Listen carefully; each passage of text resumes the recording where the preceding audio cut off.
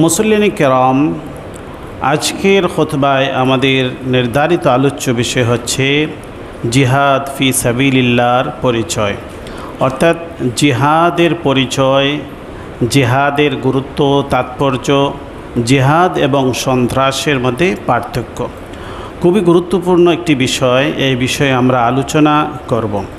আজকে 2026 ইংরেজি সনের আগস্ট মাসের আজকে হচ্ছে 4 তারিখ, সফর মাসের আজকে 23 তারিখ, শ্রাবণ মাসের আজকে 23 তারিখ। আজকে আমরা আলোচনা করব জিহাদ সংক্রান্ত বিষয়ে। খুবই গুরুত্বপূর্ণ বিষয়। ইসলামের অন্যতম একটি ইবাদত হচ্ছে জিহাদ। এই জন্য জিহাদ কি, কেন, কিভাবে এটা হবে, এটার বিস্তারিত ধারণা যদি আমাদের না থাকে তাহলে আমরা বিভ্রান্তির মধ্যে পড়ে যাব।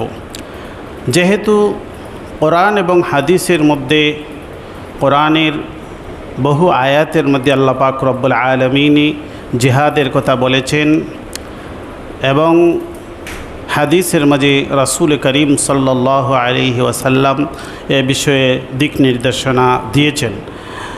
এজন্য এত বড় একটি গুরুত্বপূর্ণ বিষয়কে আমরা এড়িয়ে যেতে পারি না।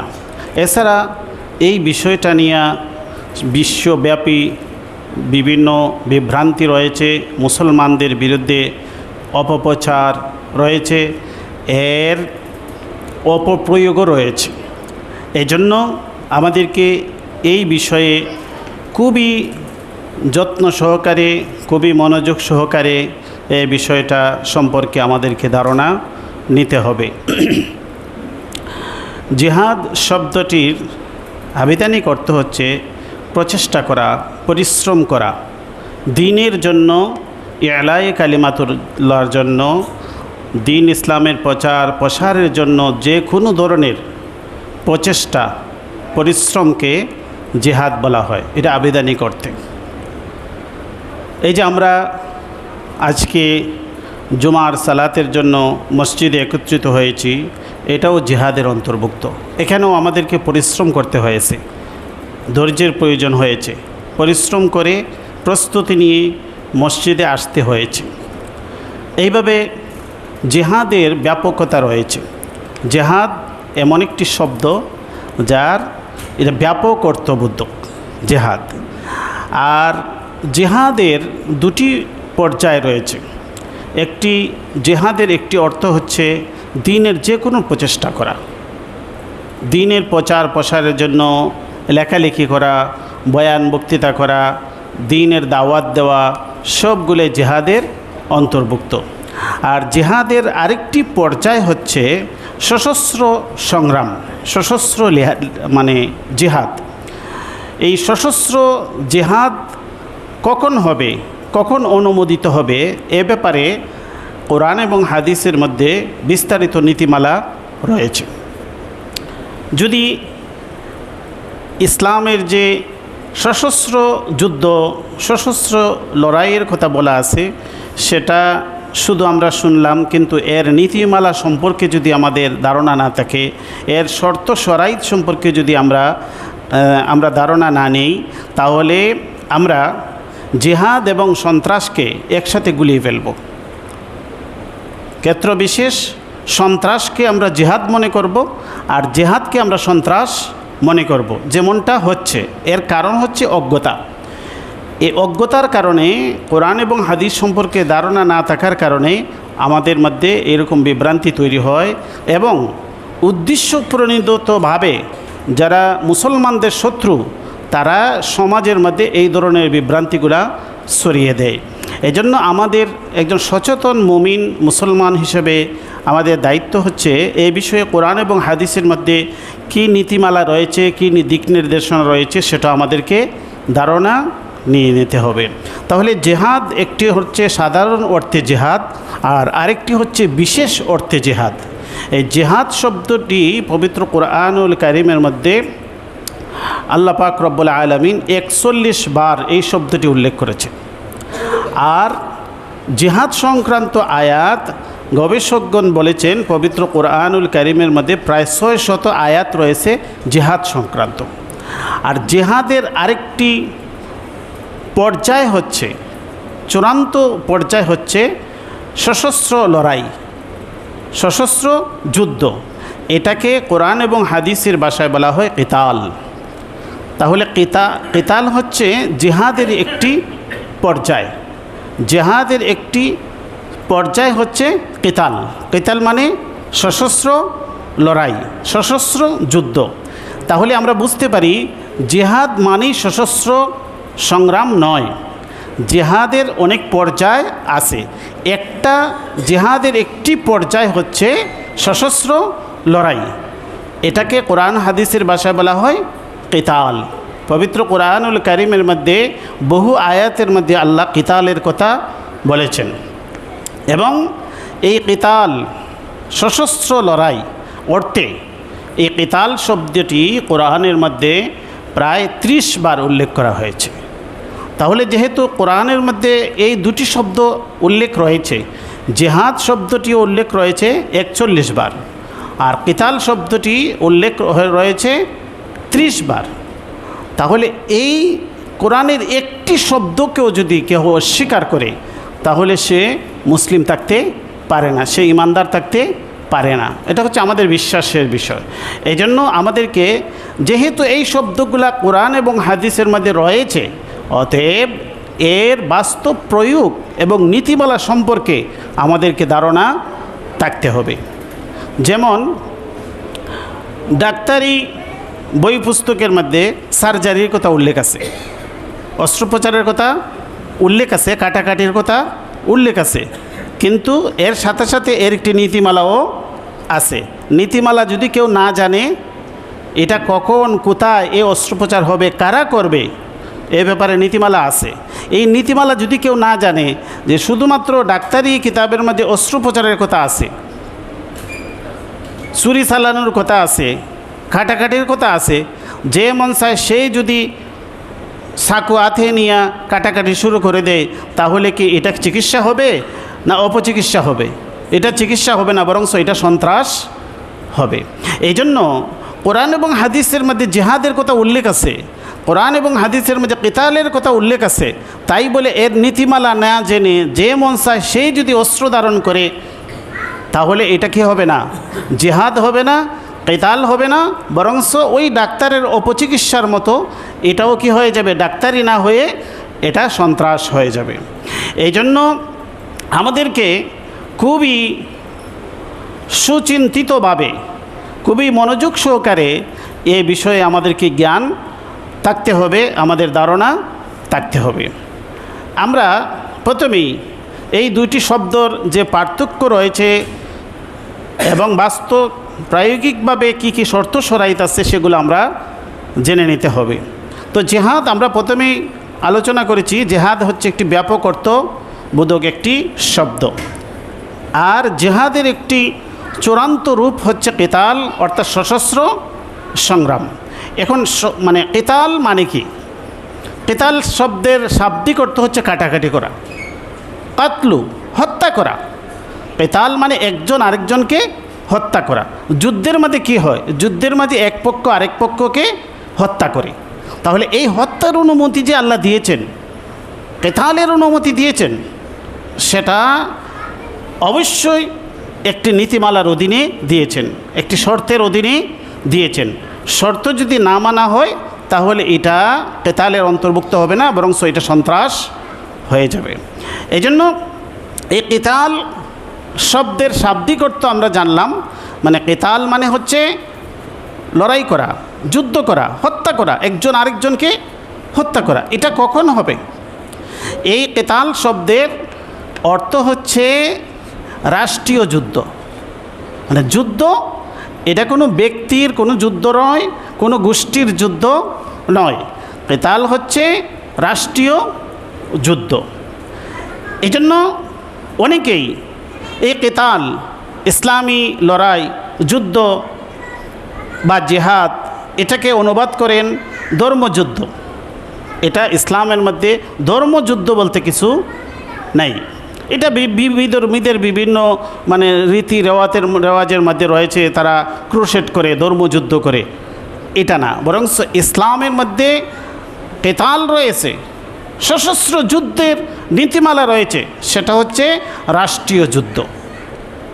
যখন কোনো মুসলিম ভূখণ্ড, মুসলিম রাষ্ট্র শত্রু দ্বারা আক্রান্ত হবে, তখন তাদেরকে আত্মরক্ষার জন্য সশস্ত্র লড়াই তাদেরকে করতে হবে।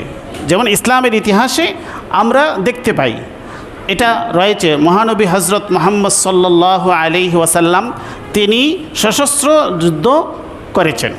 ছোটো বড় মিলিয়ে ৮০টির উপরে ৮৭টি যুদ্ধে মুহাম্মদ সাল্লাল্লাহু আলাইহি সাল্লামের জীবনে সংগঠিত হয়েছে। ২৭টির মতো যুদ্ধে সরাসরি মহানবী সাল্লাল্লাহু আলাইহি সাল্লাম যুদ্ধের সেনাপতির দায়িত্ব পালন করেছেন। এগুলো সবগুলোই ছিল কি সশস্ত্র লড়াই, সশস্ত্র যুদ্ধ, যেখানে মহানবী সাল্লাল্লাহু আলাইহি সাল্লাম এই যুদ্ধগুলার সরাসরি নেতৃত্ব দিয়েছেন। আর যেখানে রাসূল সাল্লাল্লাহু আলাইহি সাল্লাম সরাসরি অংশগ্রহণ করেন নাই, এরকমও 50টির অধিক যুদ্ধ রয়েছে, যেখানে রাসূলের পক্ষ থেকে প্রতিনিধিরা, সেনাপতিরা যুদ্ধের নেতৃত্ব দিয়েছেন। সবগুলাই মহানবী সাল্লাল্লাহু আলাইহি ওয়াসাল্লামের দিক নির্দেশনায় এবং ওনার নীতিমালা অনুযায়ী এই যুদ্ধগুলো সংগঠিত হয়েছে। তো এই জন্য আমাদেরকে এই যে সশস্ত্র যুদ্ধ ইসলামে রয়েছে, এটাকে অস্বীকার করার কোনো সুযোগ নেই, কিন্তু এটা একটি নীতিমালার অধীন রয়েছে, এটা শর্ত শরাইতের অধীনে রয়েছে, বিনা শর্তে নয়। তাহলে আমরা এই শর্তগুলা আমাদেরকে জেনে নিতে হবে। ইসলামের জিহাদের যখন চূড়ান্ত পর্যায়ে যখন সশস্ত্র যুদ্ধের অনুমতি দেওয়া হয়, সেটা কোন শর্তের ভিত্তিতে সেটা আমাদেরকে জানতে হবে। এই জন্য এই বিষয়ে যারা গবেষণা করেছেন, তাদের মধ্যে থেকে বাংলাদেশের একজন অন্যতম গবেষক ডক্টর আবদুল্লাহ জাহাঙ্গীর রহমতুল্লাহি আলাইহি, তিনি এই বিষয়ে গবেষণামূলক বই পুস্তক রচনা করেছেন। এর মধ্যে ওনার খুতবাতুল ইসলাম থেকে আমি আপনাদের সামনে পেশ করছি। উনি বলেছেন যে ইসলামে সশস্ত্র লড়াই অনুমোদিত হওয়ার জন্য অন্তত 4টি শর্ত রয়েছে। অন্ততপক্ষে 4টি শর্তের কথা তিনি উল্লেখ করেছেন। কোরআন এবং হাদিসের ভাষ্য অনুযায়ী তিনি উল্লেখ করেছেন যে এখানে কমপক্ষে 4টি শর্ত যদি পাওয়া যায়, তাহলে ইসলামে সশস্ত্র যুদ্ধ অনুমোদিত হয়। 1 নম্বর হচ্ছে যে এই যুদ্ধটা হবে রাষ্ট্রীয় যুদ্ধ। এই যুদ্ধটা রাষ্ট্রের অস্তিত্ব থাকবে, রাষ্ট্রের অনুমতিতে, রাষ্ট্রপ্রধানের অর্ডারে, নেতৃত্বে এই যুদ্ধটা সংগঠিত হবে। তাহলে আমরা প্রথমেই বুঝতে পারি যে ইসলামে যে কেতাল, সশস্ত্র লড়াইয়ের অনুমতি দেওয়া হয়েছে, এটা কোনো ব্যক্তি বিশেষ বা কোনো গ্রুপ বা গোষ্ঠীর পক্ষ থেকে এটা পরিচালিত হতে পারে না। এটা হবে মুসলিম রাষ্ট্রর অনুমোদনে এবং রাষ্ট্রপতির অনুমতিতে এবং নেতৃত্বে এটা হবে। কারণ আমরা দেখতে পাই যে মহানবী হজরত মুহাম্মদ সাল্লাল্লাহু আলাইহি ওয়াসাল্লাম যে সশস্ত্র লড়াইগুলা করেছেন, এতগুলো যুদ্ধ তিনি করেছেন। রাসূল করিম সাল্লাল্লাহু আলাইহি ওয়াসাল্লামের জীবদ্দশায় 86 থেকে 87টি যুদ্ধ সংগঠিত হয়েছে। সবগুলো সংগঠিত হয়েছে মাদানী জীবনে।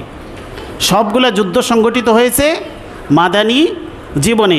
মক্কার জীবনে একটি যুদ্ধ সংগঠিত হয় নাই। এর মানে মহানবী সাল্লাল্লাহু আলাইহি ওয়াসাল্লাম যখন মদিনায় গিয়ে একটি রাষ্ট্র প্রতিষ্ঠা করলেন, রাষ্ট্র প্রতিষ্ঠার পরে তিনি রাষ্ট্রের অর্ডারে তিনি যুদ্ধগুলো পরিচালনা করেছেন।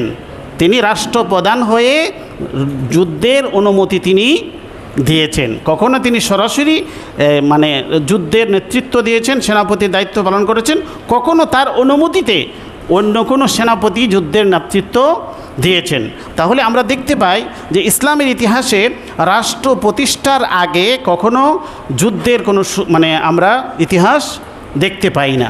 দ্বিতীয়ত হচ্ছে মুসলমানরা যে যুদ্ধ করবে, এই জন্য যুদ্ধের জন্য যিনি মুসলমানদের যিনি ইমামুল মুসলিমিন রাষ্ট্রপ্রধান তার অনুমোদন লাগবে। এক হাদিসের মাঝে রাসূল করিম সাল্লাল্লাহু আলাইহি ওয়াসাল্লাম বলছেন, ইন্নামাল ইমামু জুন্নাহ ইউকাতালু মিন ওয়ারাইহি। ইমাম, মুসলমান যে যিনি প্রধান হবেন, ইমামুল মুসলিমিন, মুসলমান মুসলিম রাষ্ট্রের প্রধান যিনি হবেন, তার তত্ত্বাবধানে, তার অনুমতিক্রমেই কী হবে? যুদ্ধ হবে। ইন্নামাল ইমামু জুন্নাহ। এখানে এই ইমাম দ্বারা মসজিদের ইমাম নয়, ইমাম দ্বারা উদ্দেশ্য হচ্ছে রাষ্ট্রের যিনি ইমাম, রাষ্ট্রের যিনি নেতা, মুসলমানদের যিনি প্রধান, ইমামুল মুসলিমিন, খলিফাতুল মুসলিমিন, তার তত্ত্বাবধানে যুদ্ধ পরিচালিত হবে। এই জন্য আমরা দেখতে পাই মহানবী হজরত মুহাম্মদ সাল্লাল্লাহু আলাইহি ওয়াসাল্লামের পরেও খোলাফায়ে রাশিদিনের যুগ ছিল, সেখানে খলিফার অনুমতি ছাড়া কখনো বিচ্ছিন্নভাবে লড়াই হয় নাই। লড়াইয়ের যখন প্রয়োজন হয়েছে সশস্ত্র সংগ্রামের, তখন খলিফার অনুমোদন প্রয়োজন হয়েছে। খলিফার অনুমতিতে মুসলিম সমাজের ইমামের তত্ত্বাবধানে সশস্ত্র সংগ্রাম সংগঠিত হয়েছে। 3 নম্বর শর্ত হচ্ছে যে মুসলমানরা যখন জুলুমের শিকার হবে, তখন তারা যখন অত্যাচারিত হবে, তখন তাদের আত্মরক্ষার জন্য তারা সশস্ত্র সংগ্রাম পরিচালনা করবেন। যেমন ইসলামের ইতিহাসে সর্বপ্রথম যে লড়াইয়ের অনুমতি দেওয়া হয়েছে, সূরা হজের আয়াত 39 নম্বর আয়াতের মধ্যে আল্লাহ বলেন, উযিনা লিল্লাযীনা ইউকাতালুনা বিআন্নাহুম যুলিমু। তাদেরকে কিতাল, সশস্ত্র সংগ্রামের, সশস্ত্র লড়াইয়ের অনুমতি দেওয়া হয়েছে বিআন্নাহুম যুলিমু, যেহেতু তারা জুলুমের শিকার হয়েছে। উযিনা লিল্লাযীনা ইউকাতালুনা বিআন্নাহুম যুলিমু ওয়া ইন্নাল্লাহা আলা নাসরিহিম লাকাদির আল্লাযীনা উখরিজু মিন দিয়ারিহিম বিগাইরি হাক্কিন ইল্লা আন ইয়াকুলু রাব্বুনাল্লাহ। তাদেরকে তাদের বাড়িঘর থেকে বিতাড়িত করা হয়েছে, আল্লাযীনা উখরিজু মিন দিয়ারিহিম বিগাইরি হাক্কিন, অন্যায়ভাবে, ইল্লা আন ইয়াকুলু রাব্বুনাল্লাহ। তাদের অপরাধ এটাই ছিল, তারা বলছে আমাদের রব আল্লাহ।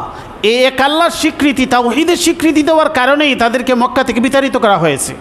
মদিনায় যাওয়ার পরে তারা যখন সংগঠিত হয়েছেন, রাষ্ট্র প্রতিষ্ঠিত হয়েছে, রাষ্ট্রের ইমাম নির্ধারিত হয়েছেন, তখন আল্লাহর পক্ষ থেকে সশস্ত্র যুদ্ধের অনুমতি দেওয়া হয়েছে।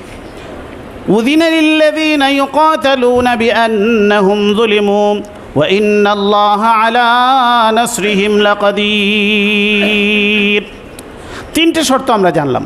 4 নম্বর শর্ত হচ্ছে মুসলিম রাষ্ট্রের একটি সশস্ত্র বাহিনী শত্রুপক্ষের আরেকটি সশস্ত্র বাহিনীর সাথে লড়াই করবে। কোনো বেসামরিক লোকের সাথে মুসলমানদের কোনো লড়াই, সশস্ত্র লড়াই চলবে না। আল্লাহ বলেন, ওয়াকাতিলু ফি সাবিলিল্লাহিল্লাযীনা ইউকাতিলুনাকুম ওয়া লা তা'তাদু ইন্নাল্লাহা লা ইউহিব্বুল মু'তাদিন। ওয়াকাতিলু ফি সাবিলিল্লাহ, তোমরা আল্লাহর রাস্তায় কিতাল করো, সশস্ত্র লড়াই করো। আল্লাযীনা ইউকাতিলুনাকুম, যারা তোমাদের সাথে যুদ্ধে লিপ্ত রয়েছে। যুদ্ধে লিপ্ত কারা থাকে? কোনো বেসামরিক লোক, অসামরিক লোক যুদ্ধ করতে পারে? তাহলে যারা তোমাদের সাথে যুদ্ধে লিপ্ত, তোমরা তাদের সাথে যুদ্ধ করো। ওয়াকাতিলু ফি সাবিলিল্লাহিল্লাযীনা ইউকাতিলুনাকুম, যারা তোমাদের সাথে যুদ্ধে লিপ্ত হচ্ছে, তোমরা তাদের সাথে লড়াই করো। ওয়ালা তা'তাদু, তবে তোমরা সীমা লঙ্ঘন করবে না। ইন্নাল্লাহা লা ইউহিব্বুল মু'তাদিন, যারা সীমা লঙ্ঘনকারী তাদেরকে আল্লাহ ভালোবাসেন না। তো এখানে স্পষ্টভাবে পবিত্র কোরআনুল কারীমের সূরা বাকারার আয়াত নং 190, সূরা আল বাকারার 190 নম্বর আয়াতের মধ্যে আল্লাহ মুসলমানদেরকে যে সশস্ত্র লড়াইয়ের অনুমতি দিয়েছেন, এখানে শর্ত উল্লেখ করেছেন। শর্ত হচ্ছে মুসলমানরা লড়াই করবে শত্রুপক্ষের সশস্ত্র বাহিনীর সাথে। কখনো শত্রুপক্ষের কোনো নিরস্ত্র মানুষ, অসামরিক মানুষ যুদ্ধের লক্ষ্যবস্তু হবে না। এই জন্য আমরা দেখতে পাই যে রাসূল করিম সাল্লাল্লাহু আলাইহি ওয়াসাল্লাম যখনই যুদ্ধের পরিচালনা করতেন, যুদ্ধ শুরুর আগে তিনি কি ভাষণ দিতেন, অথবা যখন তার পক্ষ থেকে কোনো কোনো সেনাপ্রধানকে যুদ্ধের জন্য অনুমতি দিতেন, তখন তাদেরকে এই নির্দেশনাগুলা দিয়ে দিতেন। যেমন শত্রুপক্ষ যদি সন্ধির প্রস্তাব দেয় তাহলে তোমরা গ্রহণ করবে, তারা যদি তোমাদের সাথে কোনো শান্তি চুক্তি করতে চায় তাহলে তোমরা এটার আলোচনার পথ খোলা রাখবে। তারপরে রাসূল সাল্লাল্লাহু আলাইহি ওয়াসাল্লাম বলছেন যে যুদ্ধে তোমরা ধোঁকার আশ্রয় নেবে না। ধোঁকা দিয়ে ইসলামকে বিজয়ী করা যায় না। ধোঁকা দিয়ে সাময়িক আপনি একটি লাভবান হয়ে যাবেন, কিন্তু এর হিতে বিপরীত হবে, এর সুদূর প্রসারী আপনার ক্ষতি হবে। মুসলমানদের সম্পর্কে শত্রুপক্ষে বা মুসলিমদের ভুল ধারণা যাবে, ভুল মেসেজ যাবে যে মুসলমানরা ধোঁকাবাজ। এই জন্য কোনো অবস্থাতেই ধোঁকার আশ্রয় নেবে না। তারপরে চুক্তি ভঙ্গ করবে না। চুক্তি ভঙ্গ না করা, ওয়াদা রক্ষা করা, এটা মুসলমানদের বৈশিষ্ট্য।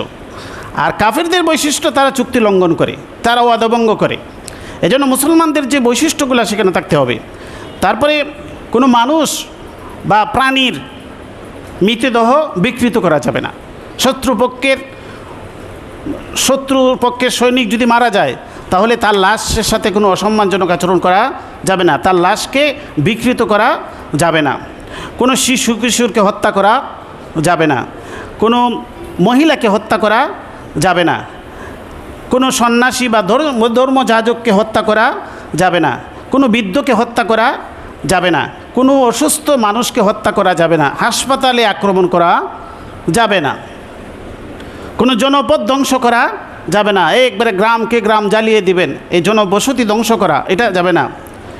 খাদ্যের প্রয়োজন ছাড়া কোনো গরু, উট বা কোনো প্রাণী বধ করা যাবে না।